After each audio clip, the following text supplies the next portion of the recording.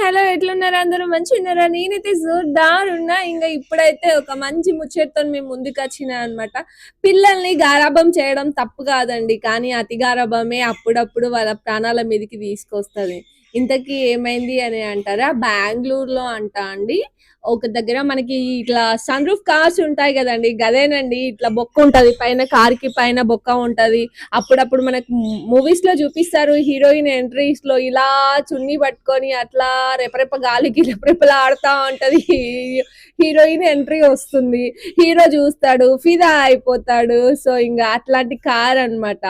So ఇంకా ఏమైందట అంటే వాళ్ళ బాబు బాబుకి ఒక పెద్దగానే ఉన్నాడండి. 8 ఇయర్స్ 10 ఇయర్స్ అట్లా ఉన్నాడు. 10 ఇయర్స్ కి ఎక్కువనే ఉన్నట్టున్నాడండి. నాకు ఏజ్ కరెక్ట్ గా నేను చూడలేదు కానీ కొంచెం పెద్దగానే ఉన్నాడు. సీట్ పైన వాళ్ళ నాన్న డ్రైవింగ్ చేస్తున్నాడు అంటే కార్ లో వాళ్ళిద్దరే ఉన్నారనమాట. సో ఇంకా ఏమైందంటే చక్కగా స్టైల్ అంటే ఈయన కూడా హీరో లాగా ఫోర్స్ కొడదాం అనుకున్నాడో ఏమో గానీ నార్మల్ గా స్టేషన్ కి దగ్గరలో మనకి ఇట్లా ఒక ఐరన్ టైప్ లో రాడ్ లాంటిది ఒకటి ఉంటుంది కదండి.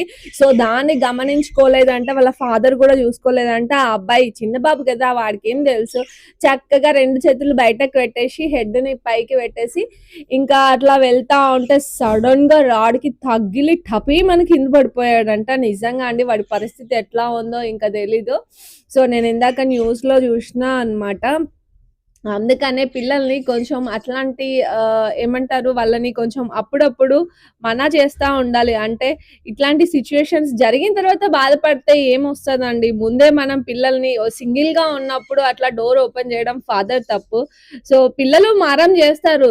కానీ మనమే వాళ్ళని చెప్పాలి ఏది కరెక్టు, ఏది రైటు అనేది.